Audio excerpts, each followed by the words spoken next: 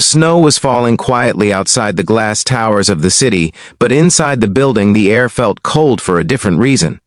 It was Christmas Eve, and most offices had already emptied. Decorations hung on the walls, twinkling lights reflected off the windows, and a giant tree stood in the lobby. Yet on the 14th floor, a single man sat at his desk staring at a letter that had just ended his life as he knew it. Daniel Carter's hands trembled slightly as he read the words again. Terminated. Effective immediately. He didn't even realize he had stopped breathing until his chest tightened. Just a few minutes earlier, he had been working quietly, trying to finish his reports before leaving early to pick up his 6-year-old daughter from the neighbor who was watching her. Now, everything had changed. His job, his stability, the fragile life he had built after losing his wife, all of it had collapsed in a single moment. If you believe that kindness and second chances can change lives, take a moment right now to like this video, share it with someone who needs hope today, comment where you're watching from, and subscribe to the channel. Stories like this remind us that even in the darkest moments, humanity can still shine. Daniel slowly folded the letter and placed it on the desk. Around him, the office was almost empty. Holiday music played faintly somewhere down the hall, cheerful and completely out of place with the storm inside his chest. For 3 years, Daniel had worked at Hudson Tech as a data analyst. He wasn't the most noticeable employee in the building. He rarely spoke during meetings, kept his head down, and worked late whenever deadlines approached. Most of his coworkers barely knew anything about him. They didn't know that every morning he woke up at 5 a.m. to prepare breakfast and pack lunch for his daughter, Lily.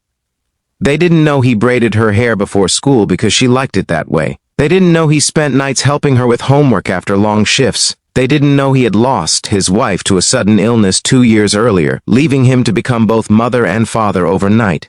Daniel never complained. He simply kept moving forward one exhausting day at a time. But tonight, that fragile balance had shattered. Earlier that afternoon, the company's financial department had reported that a sensitive internal file had been leaked.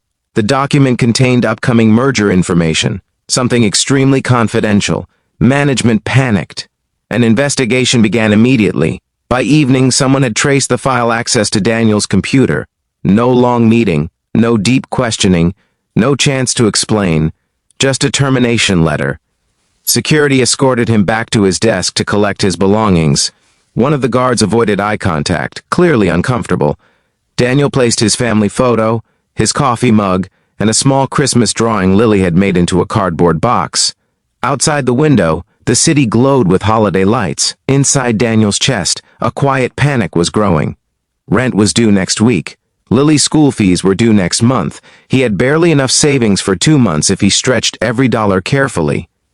He closed his eyes for a moment and imagined Lily's excited face when she saw the small toy he had bought for her earlier that day. It wasn't much, just a stuffed reindeer, but she had hugged it in the store and whispered that it was perfect. Now Daniel wondered if he would even be able to keep their apartment.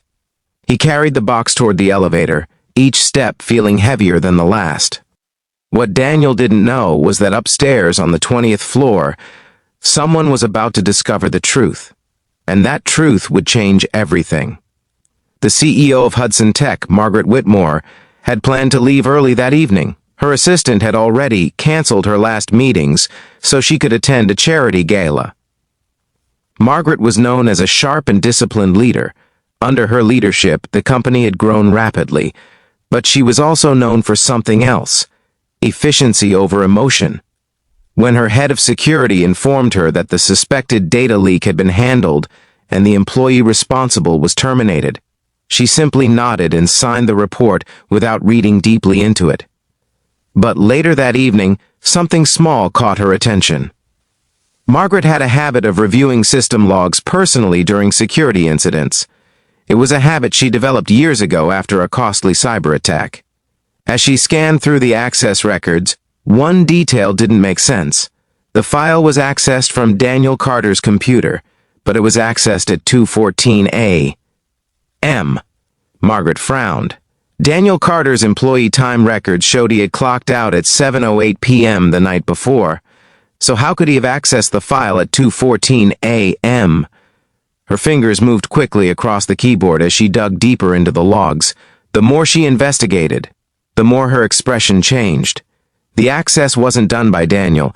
It had been done remotely, and whoever did it had used Daniel's credentials. Someone inside the company had framed him. Margaret's stomach tightened. She immediately opened the building's night security footage. There, on the screen, the truth unfolded quietly. At 2:11 a.m., a senior financial manager named Victor Hale walked into the office floor using his executive key card. He sat at Daniel's desk.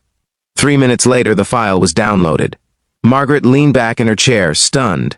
Victor Hale had been under quiet investigation for months over suspicious financial movements tied to the upcoming merger. If the file leaked publicly, it could manipulate stock prices, and Daniel Carter had just become the perfect scapegoat. Margaret's chest felt heavy as the weight of what had just happened sank in. An innocent man had been fired on Christmas Eve, her decision, her signature, her responsibility. Downstairs, Daniel stepped outside the building. Cold wind hit his face as snow continued falling softly across the street. He held the cardboard box close as he walked toward the bus stop. The city felt different tonight, quieter, colder, lonelier. When he reached his small apartment 20 minutes later, Lily ran toward him the moment he opened the door. Her bright smile hit him like sunlight breaking through clouds. She wrapped her arms around his legs and laughed happily, unaware of the storm her father was hiding behind his tired eyes. Daniel forced a smile as he hugged her back. For the next hour, he focused only on her. They ate a simple dinner together, looked at Christmas lights outside their window, and watched a holiday cartoon on an old television. Daniel tried to ignore the growing fear in his chest. Later that night, after Lily had fallen asleep, Daniel sat quietly at the kitchen table staring at his phone. He was searching for job openings. His eyes burned with exhaustion. That was when his phone suddenly rang. He looked at the number, confused. It was from Hudson Tech. For a moment he considered ignoring it, but something inside him told him to answer. On the other end of the line was a voice he never expected to hear. Margaret Whitmore herself. Her voice sounded different than usual, not commanding, shaken. She explained everything, the investigation, the security footage, the truth about Victor Hale. Daniel listened in silence. Then Margaret said something that surprised even herself. She apologized, not as a CEO, but as a human being. She told him that Victor Hale had already been arrested by corporate security and that the company would publicly clear Daniel's name the next morning. But that wasn't all. Margaret asked if she could come speak to him in person. Daniel hesitated, confused, but agreed. 20 minutes later, a black car stopped outside his small apartment building. Margaret Whitmore stepped out into the snow. She walked up the narrow staircase and knocked on Daniel's door. When he opened it, she saw something she hadn't expected. The apartment was small but warm.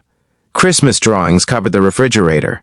A tiny plastic tree stood in the corner, and on the couch, a little girl slept peacefully under a blanket. Margaret suddenly felt a lump in her throat. She realized the man standing in front of her hadn't just lost a job earlier that night. He had nearly lost his entire world. Margaret looked at Daniel with tears forming in her eyes.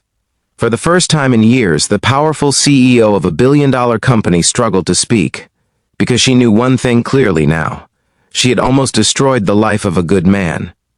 And if this story has touched your heart so far, please take a moment to like the video, comment your thoughts, and share it with someone who still believes that compassion matters in this world. Before we finish, I have a special request for you. Comment the word kindness below if you believe that even small acts of humanity can change someone's life. Margaret took a deep breath and told Daniel that she wanted to make things right. The next morning, Hudson Tech publicly announced the truth. Daniel Carter had been wrongfully accused. Victor Hale had attempted corporate fraud and used Daniel's system to hide his actions. But Margaret didn't stop there. She offered Daniel his job back. Not just his job, a promotion to lead analyst in the security division, the very department that uncovered the truth. At first, Daniel struggled to believe it. But when he looked down at Lily, who had just woken up and was smiling sleepily at the strange visitor in their apartment, something inside him softened. Sometimes life knocks people down without warning, but sometimes when truth and courage appear, those same lives rise stronger than before. And on that snowy Christmas morning, as the city woke up under a blanket of white, A single father who had nearly lost everything was given something far greater than a job. He was given justice, he was given dignity, and most importantly, he was given hope.